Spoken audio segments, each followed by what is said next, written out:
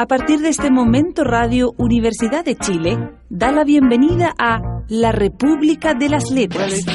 Antonella Esteves, Patricio López y Alberto Mayol los invitan a ser parte de esta nación letrada y democrática, en donde la conversación en torno a libros fundamentales es la excusa para juntarse con amigos, soñar y reflexionar sobre lo que somos y lo que podemos ser.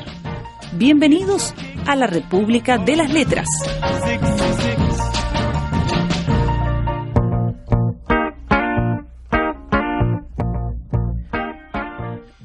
La réplica socialista al empuje del Berlín Occidental es el colosal mamarracho de la avenida Stalin. Es aplastante tanto por las dimensiones como por el mal gusto. Una indigestión de todos los estilos que corresponde al criterio arquitectónico de Moscú. La avenida Stalin es una inmensa perspectiva con residencias parecidas a la de los pobres ricos de provincia, pero amontonadas una encima de otra, con incalculables toneladas de mármol, de capiteles con flores, animales y máscaras de piedra y agotadores portales con estatuas griegas falsificadas en cemento armado. El criterio de quienes concibieron ese esperpento es elemental. La gran avenida de Hitler fue la Unter den Linden. La gran avenida de Berlín socialista, más grande, más ancha, más pesada y más fea, es la avenida Stalin. En Berlín Occidental se construye una ciudad para ricos, los mismos que se dieron cita antes de la guerra en la Unter den Linden. La avenida Stalin es la residencia de 11.000 trabajadores. Hay restaurantes, cines, cabarets, teatros al alcance de todos. Cada uno de ellos es un despilfarro de cursilería, muebles forrados en peluche violeta, alfombras verdes con bordes dorados y sobre todo espejos y mármoles por todos lados, hasta en los servicios sanitarios. Ningún obrero en ninguna parte del mundo y por un precio irrisorio vive mejor que en la avenida Stalin. Pero contra los 11.000 privilegiados que allí viven, hay toda una masa amontonada en las buhardillas que piensa, y lo dice francamente, que con lo que costaron las estatuas, los mármoles, el peluche y los espejos, habría alcanzado para construir decorosamente la ciudad. Buenas noches, bienvenidas y bienvenidos a este lado de la cortina de hierro, a un encuentro con un libro incalificable en una sola palabra, ¿no?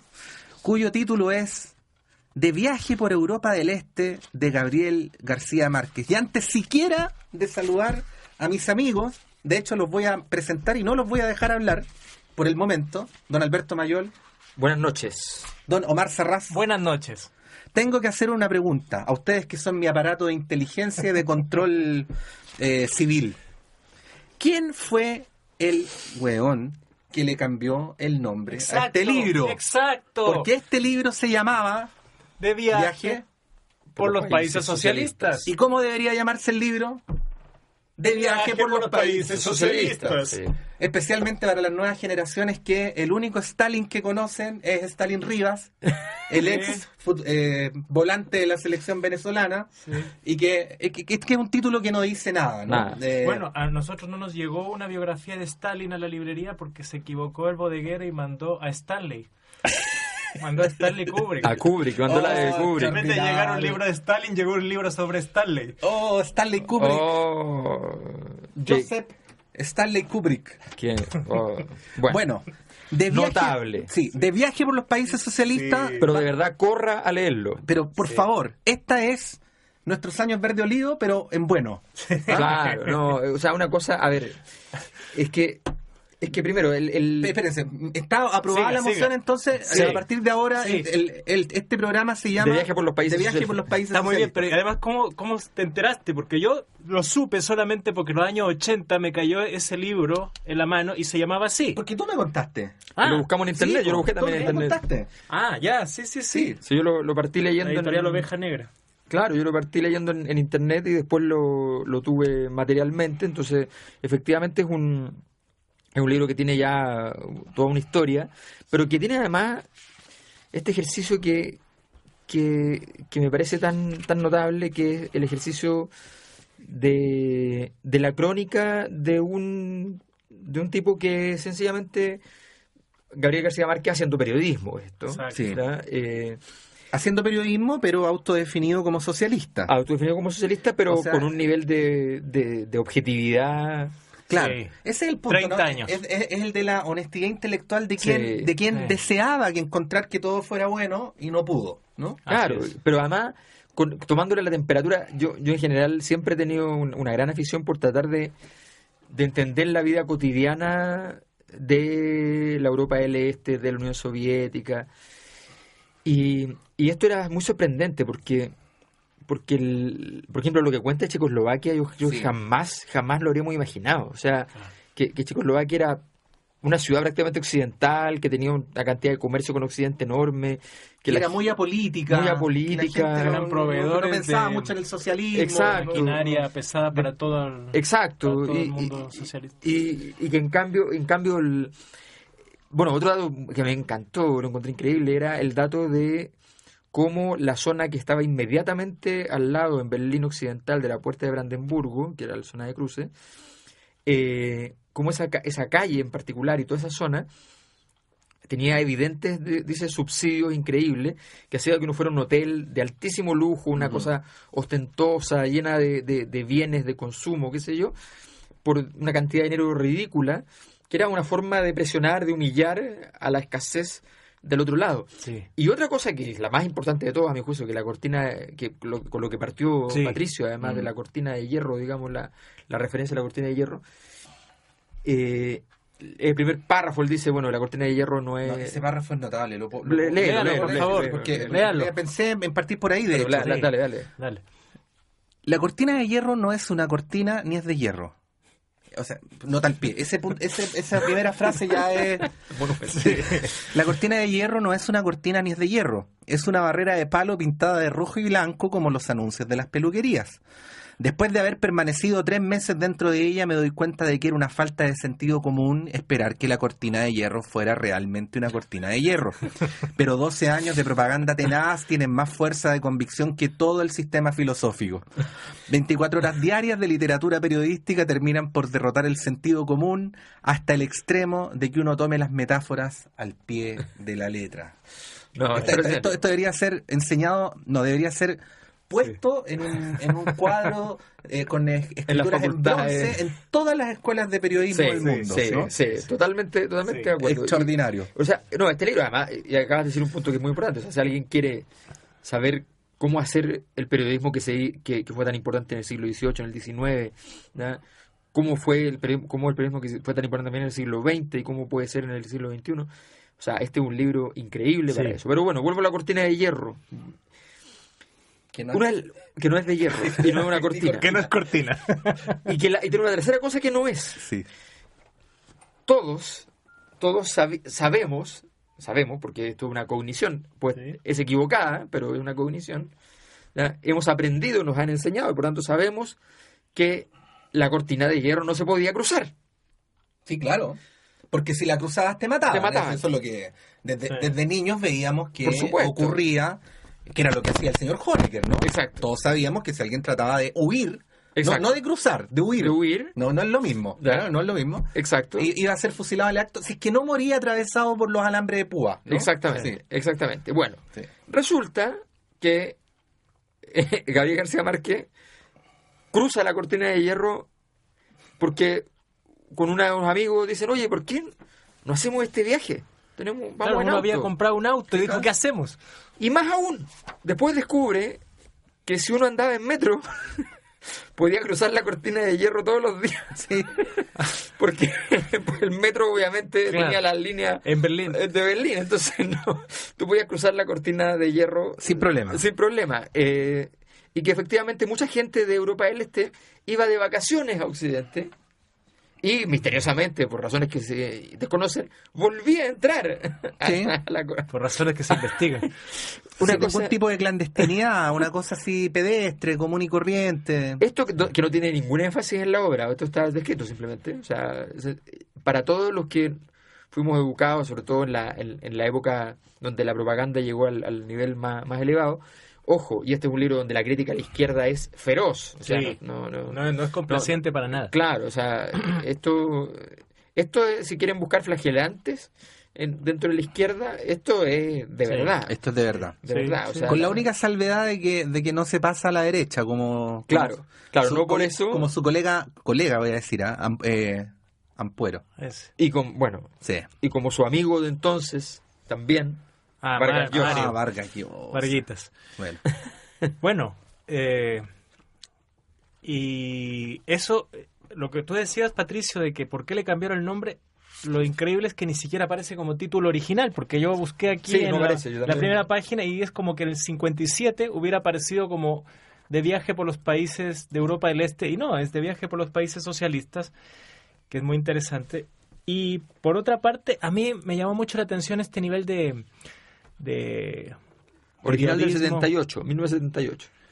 O sea, aquí dice que parece que uno de los dice 1957 Gabriel García Márquez, pero claro, la primera edición, claro, 1957. Sí. Entonces, y no ponen como el título original el que fue. Ahora, una cosa que, claro, me llamó la atención gratamente es que es un periodista haciendo su trabajo, viendo lo que piensa la gente, viendo él las cosas por sí mismo. Va a un festival y se sale de los tours, se sale de lo que se le quiere mostrar a los turistas, se escapa para mirar, para conversar con la gente. Siempre encuentra a alguien que habla francés o con el que se puede comunicar y hace un trabajo serio. Y a mí me parece que esto, como es antes de la Revolución Cubana, creo que García Márquez a los 30 años era en cierta forma otro García Márquez.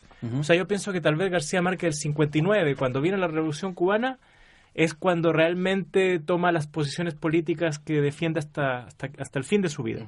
Pero antes de eso, por este libro me dio la impresión, es anti-estaliniano, no digo que después haya sido estalinista, pero es una persona crítica que trata de ver las cosas con sus ojos, que no cierra, que está abierto a todo lo que está pasando y que está haciendo un trabajo que él dice en algún párrafo, dice hay que hacer un trabajo honesto, ¿no? Entonces yo creo que es un García Márquez joven que todavía está en una búsqueda. Y luego la amistad de Fidel, él muchas veces se justificó de ciertas críticas diciendo, bueno, somos amigos, ¿no? Como que después tal vez no tiene esa... Mi impresión es que no tiene esa libertad hay que tener de amigos, juicio. sí. Claro, por eso no hay que tener amigos. En fin. Primera conclusión del importante libro. Conclusión. Los periodistas no deben tener amigos. Solamente agregar, porque tenemos que ir a la canción, que a pesar de que de García Márquez una de las cosas que más se han dicho era su adicción al poder o a los espacios de influencia, uno al menos debería decir que en la época en la que este libro se escribió, que ustedes apuntaban muy bien, no como libro, alguien lo convirtió en libro, era una suma de crónicas, ¿no? Sí.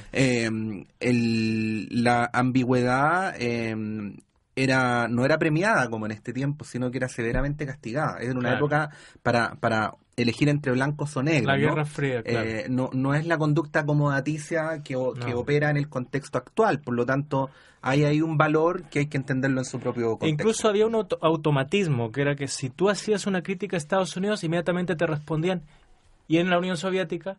Claro. O sea, te hacías una crítica a la Unión Soviética, te decían en Estados Unidos, Sí, claro. Era como que si tú hacías una crítica a uno de los dos, las dos potencias, se sobreentendía que tú estabas con la otra. Efectivamente. Bueno, vamos a ir a la música y yo le quiero dar la palabra a Alberto Mayol para que presente la canción, porque luego de presentar la canción y de escucharla, este programa no debería seguir. Sí, es verdad. Pero lo haremos porque hay que El silencio hay que rellenar. Pero el Es programa uno de es los grandes importante. misterios El programa termina aquí. de la Con esta música en español es por qué Víctor Manuel llegó a ser tan importante, llegó a ser el que se llevó el premio mayor de la generación. Sí, claro. ¿No? Es una gran incógnita porque esa chica era pretendida por importantísimos y talentosísimos y exitosísimos personajes, todos bellos, guapos y perfectos. Y por todos los demás también. Y por todos los demás también. por la mediocridad también. Pues bien, pero Víctor Manuel se llevó el premio. Y uno dice, bueno, pero se explicará por esto otro, por aquí, por allá. Bueno, hay una razón, creo yo. Ajá. Hay una canción que revela que nadie estaba más a la izquierda que él. Víctor Manuel tiene un tema que se llama Socialismo en Libertad, la roja bandera. Y la vamos a escuchar ahora en un programa que tiene un antes y un después de este momento. Y luego de eso vienen los anexos. Alcémonos todos como una sola voz, veremos mañana el nuevo sol. Veremos mañana la nueva sociedad, que sea gobierno la igualdad. Socialismo en libertad, la roja bandera, la solidaridad, la roja bandera vencerá.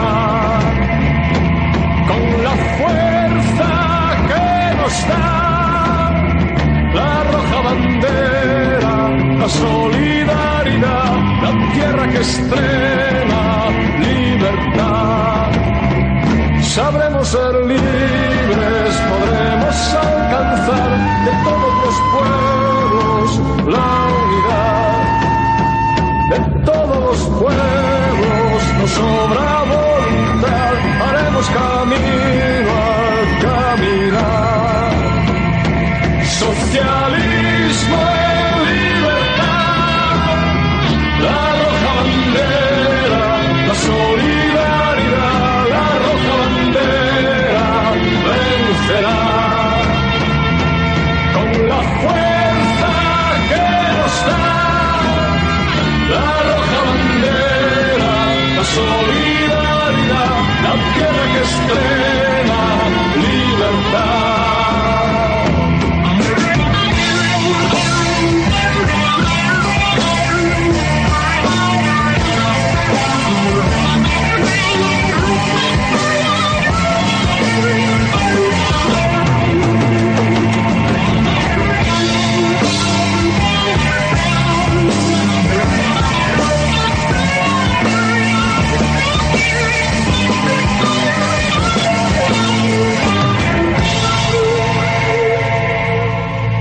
Un solo destino nos lleva a la unidad, un solo camino al real. Un solo camino, no hay nada que ocultar, ¿quién puede querernos separar?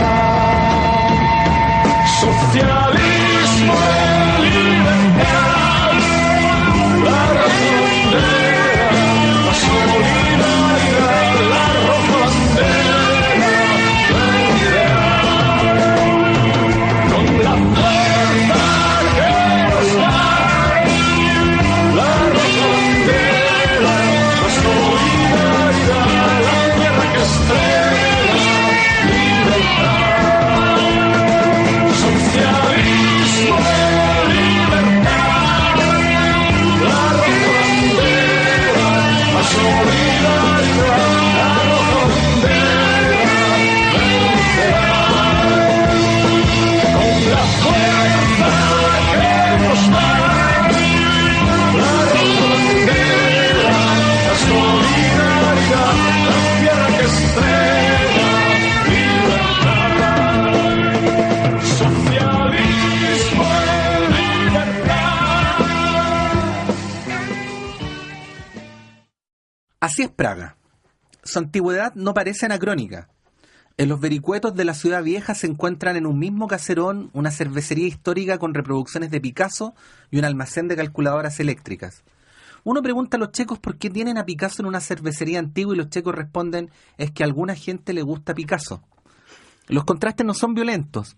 La ciudad está hecha de los elementos de la tradición discretamente aprovechados, con un orden y un buen gusto al cual no se le ven las cuerdas, como no se le ven las cuerdas al sistema, al régimen comunista, a la revolución, a la industria que es la mejor equilibrada de Europa, ni a las marionetas checas que son las mejores del mundo. Nosotros pasamos en Praga varios días a la deriva y no encontramos un grueso indicio que nos permitiera pensar que no estábamos en una ciudad de Europa occidental. Hay un orden natural, espontáneo, sin policías armados. Es el único país socialista donde la gente no parece sufrir de tensión nerviosa y donde uno no tiene la impresión falsa o cierta de estar controlado por la policía secreta. La influencia soviética es difícil de determinar, a pesar de que se dice que los gobernantes checos son los más fieles a Moscú. De viaje por los países socialistas, Gabriel García Márquez en esta noche de la República de las Letras. Esto completa algo que había dicho Alberto en el primer bloque. Yo quería hacer una breve mención. Tú decías, Alberto, en el primer bloque cómo podría o debería, creo que usaste una de las dos, pero quizás en este caso como vinculándola, ser el periodismo en el siglo XIX, en el siglo XX o en el siglo XXI. Pero este periodismo es completamente distinto al que se valida hoy, porque hoy los dos criterios, a veces contrapuestos con los que el periodismo trata de validarse, es primero con esta llamada objetividad, entre comillas, que es una aberración per se, y la otra es con el dato duro, ¿no? O sea, hartos números, harta cifra, harto gráfico, harto estudio de Naciones Unidas o del PNUD, en fin. Aquí no hay números prácticamente, hay subjetividad pura, ¿no? Sí, claro. Observación. Y honestidad intelectual. Sí. Bueno, no sé si algún periodista en esta época podría llegar a alguna parte con esas virtudes, pero a lo mejor pueden ganar un Nobel más adelante, quién sabe, ¿no? Eso. Bueno, a mí me parece que está haciendo aquí García Márquez un esfuerzo y muestra que siempre no, la objetividad es simplemente callarse las cosas que uno le impresionan. O sea, esa aparente objetividad es simplemente no querer decir lo que uno está pensando, ¿no? Aquí García Márquez dice las cosas, conversa con la gente, cuestiona a la gente, por ejemplo, cuando está en Moscú y una joven que es del Instituto de Lenguas, que habla perfectamente el español, en una discusión de 3 horas, dice él, donde ella no tiene ningún error en su español, dice ya, yo le voy a contestar todo lo que usted quiera si usted me contesta a mí también francamente todo lo que yo le pregunte. Y él les pregunta ¿por qué aquí se comen los perros?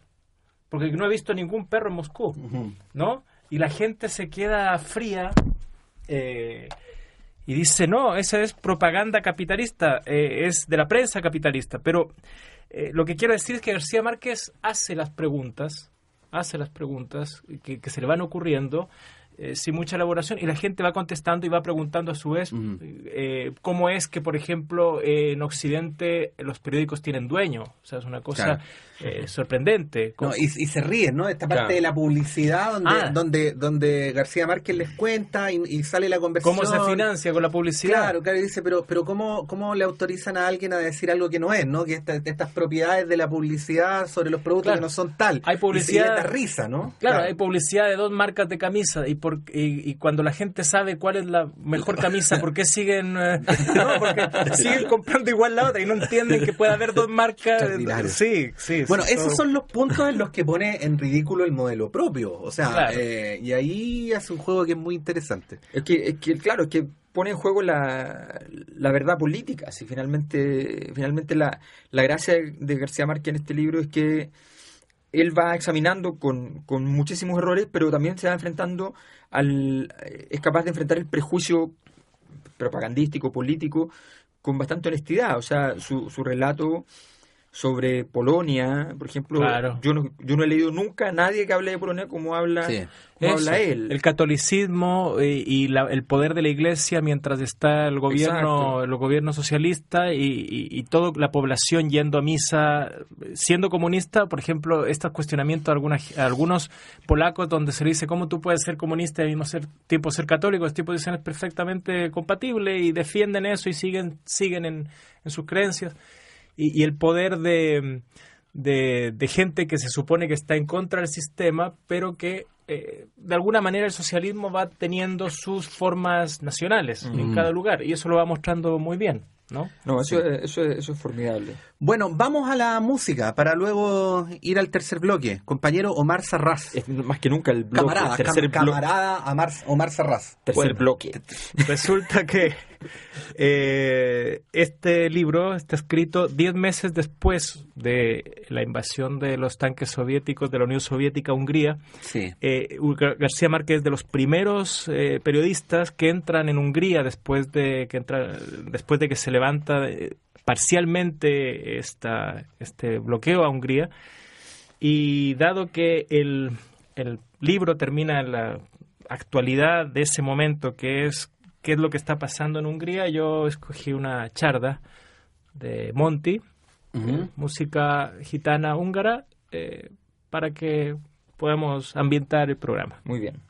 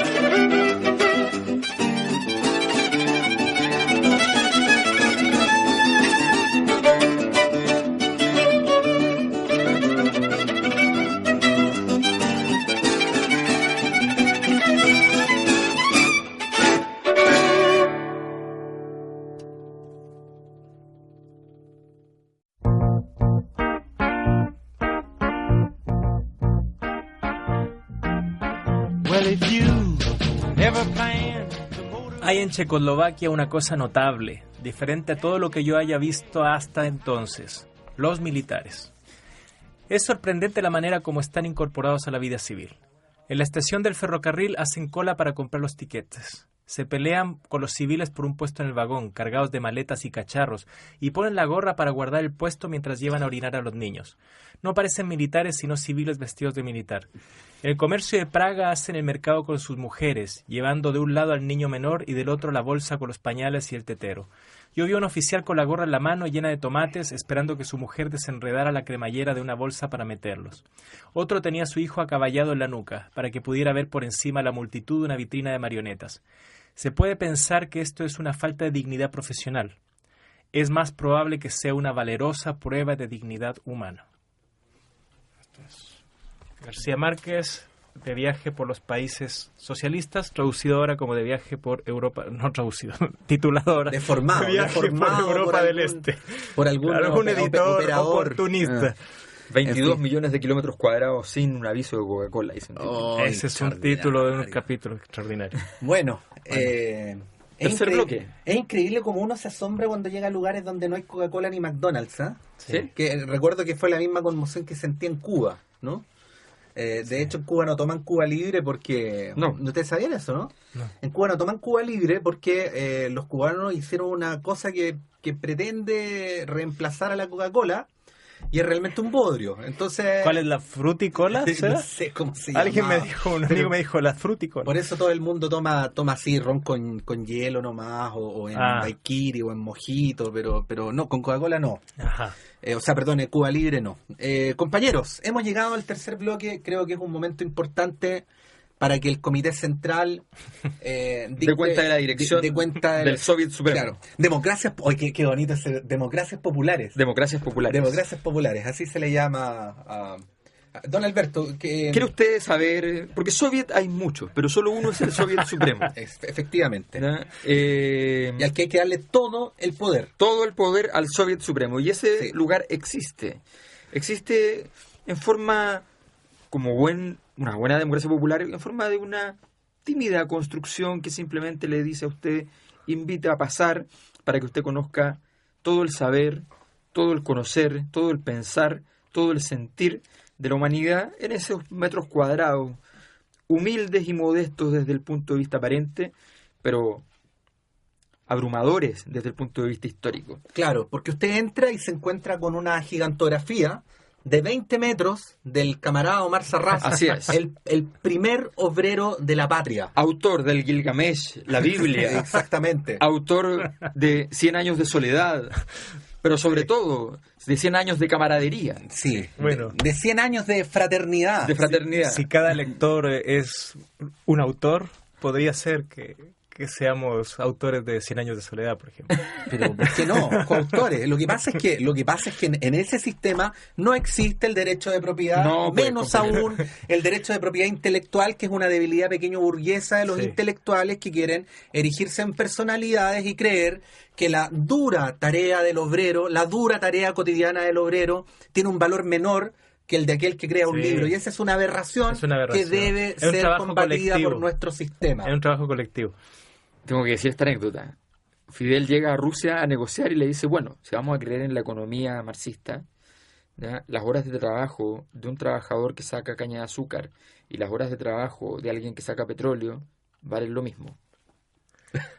Perfecto. Y esa fue la negociación que permitió subsistir a Cuba por muchos Eso años. se nota, de ahí podemos deducir que tenía razón García Márquez cuando dice que los soviéticos estaban aislados, que no sabían qué pasaba fuera del mundo realmente y descubrían cosas que ya habían sido descubiertas 40 años antes.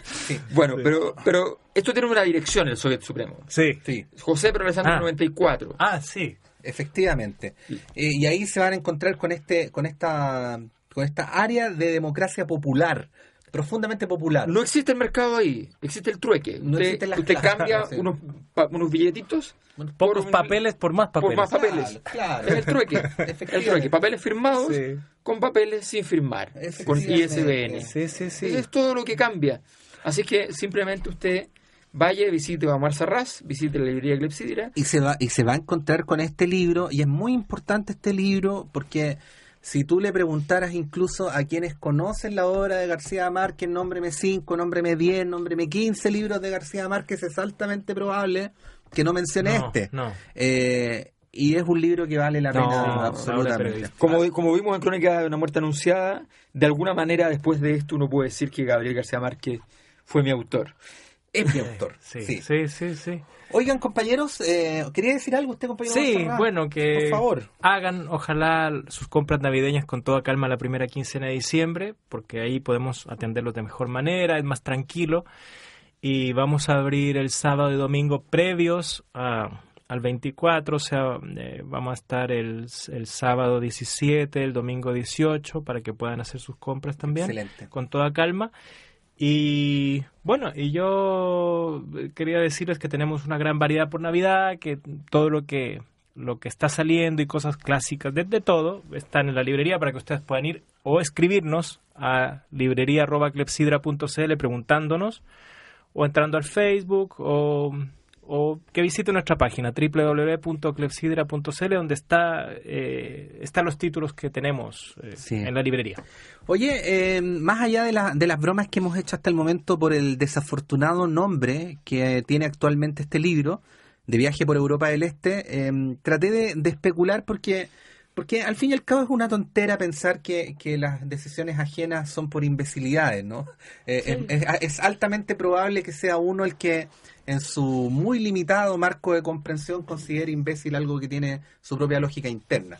Y en este caso específico dije, bueno, alguna razón de peso habrá, y me dio por pensar que el título de Viaje por los Países Socialistas, si bien es mucho más elocuente y claro, podría tener un universo de lectores más reducido que este, en el que García Márquez puede pasar como el escritor de un libro de viajes, ¿no? Sí. Y de hecho hay páginas al respecto, donde se le cita como páginas de viajes donde se cita este libro. Especialmente porque esta es una época en la que el tema de los viajes lo vamos a poner entre comillas, democratizado gracias al crédito, la gente viaja más. Se ha profesionalizado. Y incluso hay quienes hablan de que habría como una clasificación a la que podríamos llamar literatura de viajes, ¿no? Este libro podría entrar ahí y no con el título que tenía originalmente.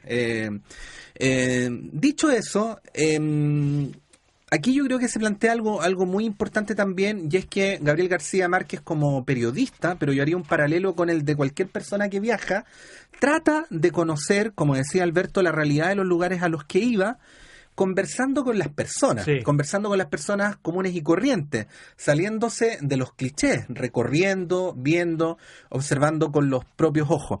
Lo digo porque en este caso puntual, como periodista, había algunos casos en los que García Márquez asistía invitado, ¿no? Por algún tipo de estamento oficial.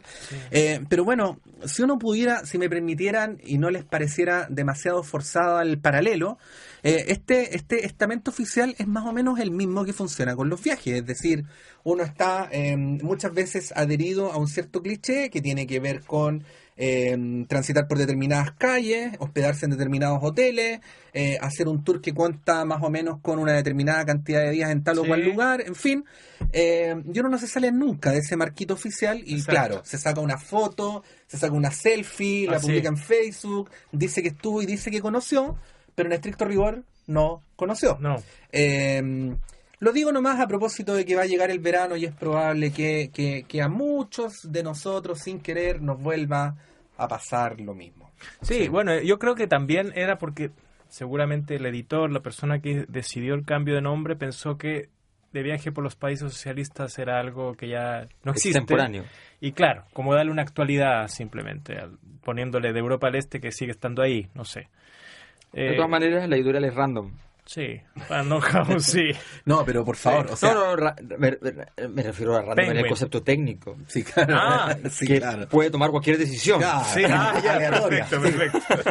Claro, a lo mejor apretaron un botón y salió este título. Claro, esa es la explicación. Claro, ahora, decir que existe o sea, no digo que Omar haya tenido una intención falaz, pero es una falacia porque Checoslovaquia no existe. Y aunque existe la República Checa y existe Eslovaquia, no tienen nada que ver con esto.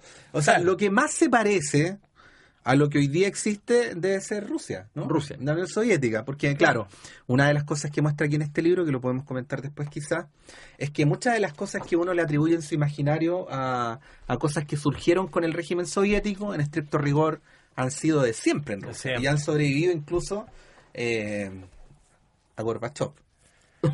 Sí. Dios mío, Bueno. qué difícil es. Sí. En fin. Bueno, ¿podríamos poner la canción Gorbachev de Locomía? No, esta vez no la vamos a... ¿Y qué vamos a poner entonces para ir al...? Vamos a poner vamos a poner a Patricio Mans. Patricio Mans. Que estuvo de viaje por los países socialistas. Pero claro, estuvo de viaje por los países socialistas y en fin, escribió muchas obras ahí. Sí. Vamos a escuchar esta canción que es precisamente un homenaje al año en que nació todo lo que aparece en este libro. El año 1917. Esta canción se llama simplemente 1917 y cualquier pobre del mundo sabrá que 1917 equivale al año cero, ¿no? Sí. Para la lucha obrera. Vamos a escuchar esta canción. A bordo del pasado yo atravesé la tierra, los mares solitarios, la vastedad salvaje, un crepúsculo en llamas, los glaciares perfectos, la dentellada pura del vendaval marítimo, hasta San Petersburgo para encontrar a Lenin. Aquí caminó alzando su expresivo vocablo, rehizo muchas veces sus múltiples destierros, palpó el severo musgo de las cadenas muertas y construyó en su mesa las luces aurorales, los fértiles racimos de octubre febrilmente.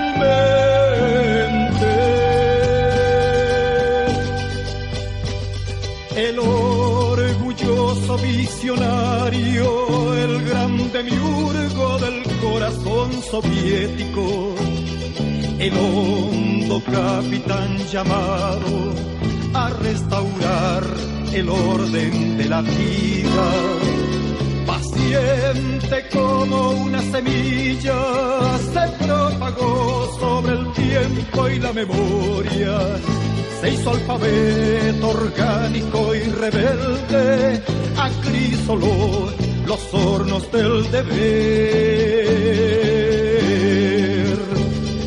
Con él se despertó su pueblo, llenando de altos martillos la mañana.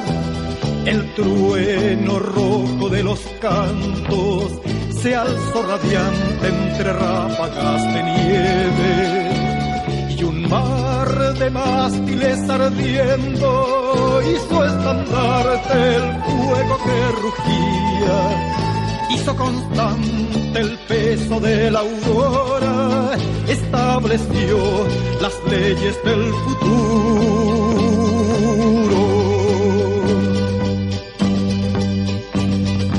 Pueblo es la tierra, pueblo la semilla, pueblo el agua, la siembra, el viento y el molino. Pueblo es la letra, pueblo la ventana, la cosecha, la escuela, el canto y la palabra, y suyos son los combates, suyos los deberes y el derecho incesante de alumbrar la tierra con el incendio de sus cárceles. Pueblo es la tierra, pueblo la semilla, pueblo el agua, la siembra, el viento y el molino.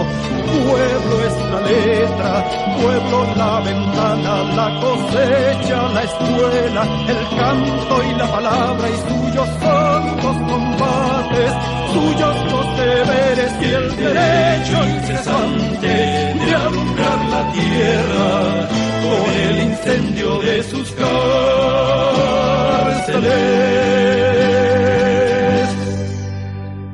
Los libros de Franz Kafka no se encuentran en la Unión Soviética.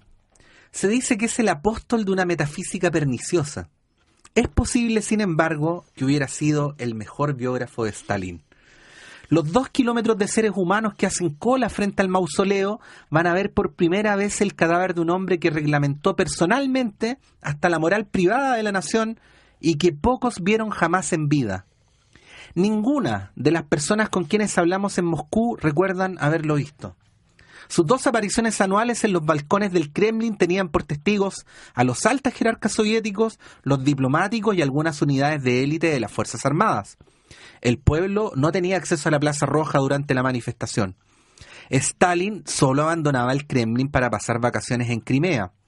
Un ingeniero que participó en la construcción de las represas del Dnieper nos aseguró que en cierto momento, en la cúspide de la gloria staliniana, se puso en duda su existencia. Gabriel García Márquez, de viaje por los países socialistas. Stalin era como el emperador japonés. Sí, sí, claro. Le hacía todo, además. Claro, era un hijo de Dios.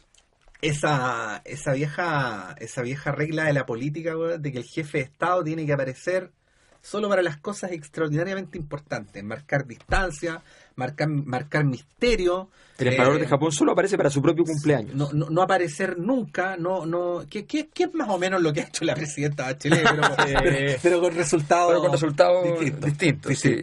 Mira, déjame leer un fragmentito que la parte de Teatro del Absurdo. Tiene varias partes de realismo mágico, en todo caso el libro, pero esta es la parte de Teatro del Absurdo. García Márquez está en un tren, se da cuenta que lleva moneda polaca, va saliendo de Polonia y tiene que hacer algo con esa moneda. A las 4 de la madrugada tocaron en el compartimiento dormitorio, era la aduana. El agente se dirigió a mí en polaco, yo hice señal de que no entendía y le di el pasaporte. Él vio que estaba en regla y me hizo una nueva pregunta. El pasajero que viajaba en la litera de arriba me tradujo al español. Le pregunta si no lleva dinero polaco. Yo dije que no. Luego me acordé de los 200 zlotys del reportaje, que había hecho un reportaje y le pagaron. Ajá. Dentro de 5 minutos ese dinero, que no es exportable, no me serviría para nada. Se los di al guardia. No tenemos derecho a decomisarle este dinero, me dijo a través del intérprete. Ha debido gastarlo antes de salir de Polonia. Yo no había tenido tiempo. Él dijo que estaban abriendo el restaurante de la estación y que voy a comprarme alguna cosa. A mí no se me ocurría nada. Él insistió y yo me di cuenta de que le estaba haciendo perder el tiempo. Cómprame cigarrillos, le dije. Volvió 10 minutos después reventado de risa. Empujó hasta el interior del camarote 2 bultos de cigarrillos, 200 cajetillas. El intérprete me informó que con ese dinero hubiese podido comprar una cámara fotográfica. Yo me dispuse a dormir, pero el guardia siguió allí escribiendo en un talonario. Me entregó el recibo, tenía que pagar un derecho de exportación. Le expliqué que mi único capital polaco eran los cigarrillos. Entre el guardia y el intérprete se estableció entonces un diálogo. El guardia reflexionó: yo no puedo recibir pago en cigarrillos, pero puedo comprarle 20 paquetes, que es el valor de los derechos. Entonces yo conté 20 paquetes y se los entregué. Él me los pagó y yo le devolví los 20 zlotys. Después me empujé hacia la puerta, el resto del paquete abierto, y le dije que lo fumara como recuerdo. Él respondió que no tenía derecho a aceptarlos porque era mercancía exportada. La situación me pareció tan divertida que resolví seguirla. Le hice ver que las 20 cajetillas que me compró habían regresado al país de contrabando. Él se encogió de hombros. «Puedo aceptarle un cigarrillo», dijo. Se lo di. El guardia me dio fuego y me deseó buen viaje. 2 horas después, los 2 bultos de cigarrillos fueron decomisados en Checoslovaquia porque yo no tenía coronas para pagar los derechos de importación. Extraordinario. Viaje por los países socialistas. Sí. Mira, yo creo que hay un mi redondeo más bien sería que hay una sensación de países donde el socialismo adquiere una forma más vitalista, países donde el socialismo de alguna manera fue una continuidad. Yo creo que el caso de Rusia fue una continuidad cultural, histórica, o sea, el tipo de construcción, lo que él describe, que la gente se construye unas casas que en cualquier otra parte del mundo serían una especie de ministerio, claro. Unas casas gigantes, gente sin dinero, digamos. Claro, y contaba que a pesar de eso había problemas objetivos de vivienda. Exacto. En Rusia, precisamente porque el tamaño de la... Se hacen unas cosas gigantes. Entonces, toda esa cultura de la grandeza se mantiene en el fondo y hay un cambio de régimen, pero no finalmente, que es lo que seguimos viendo hoy día con los rusos, no finalmente de ese espíritu nacional propio, imperial. Claro. Y hay zonas donde entonces la zona más de mayor espíritu tanático, mortuorio, era la misma Alemania del Este, según lo que él describe, una situación dramática, una sensación de oscuridad permanente, de decadencia, de hastío, de ignorancia, de crapulencia. En los otros lugares hay ciertos actos de dignidad permanente. El checo que dice que en Francia fue a Francia y en Francia le ofrecían ir a cambiar moneda a un mucho mejor precio, 3 veces mejor. Y él dijo que no lo había hecho por ningún motivo porque eso perjudicaba a su país. Exacto. O sea, y ese tipo de actos de ética estaba lleno el libro, plagado de gente que relataba cosas con las cuales ellos defendían a sus proyectos, sus países. Pero en general esta visión entre la vida y la muerte, entre lo poderoso, lo fértil y lo caído, ese es el gran juego, y ahí hay una diversidad enorme. No son una sola cosa. No, pero no es lo mismo Alemania que Polonia, que Hungría, no. Y que Rusia, Ucrania. Y bueno, y lo que él hace, lo que tú dices, en Alemania la gente estaba mal, más que pensar en capitalismo, socialismo, pensaban en la reunificación, es lo que dice en alguna parte. Sí. Ese factor es decisivo, y el otro creo yo que es el de que era el país de la frontera, efectivamente. El país de la frontera. Los demás estaban frontera adentro. Y además eran los derrotados, los divididos. Y bueno, también eso es extraño porque cuando finalmente se da la reunificación, lo que uno supo, no sé si bien o mal informado, es que los de Occidente, los de la Europa, los de Alemania Occidental no querían esa unificación después. Claro. Pero no sé si eso puede ser así. Y luego, lo otro interesante es que con toda su diversidad, en cierta forma la gente ¿cómo se puede decir? Está en una vida con unas prioridades que son totalmente ajenas a las prioridades que podemos tener nosotros aquí, ¿no? O sea, es otro mundo. Me pareció bonito cuando él habla, por ejemplo, de la calle de los alquimistas en Praga, y me pareció que incluso hubo cosas de este viaje que pudieron estar en 100 años de soledad. Por ejemplo, cuando él habla de la calle de los alquimistas, donde la gente hacía los experimentos, inmediatamente me hizo pensar en los gitanos que llegaban a Macondo con el imán que iban arrastrando y que hacía que las cacerolas volaran de las casas.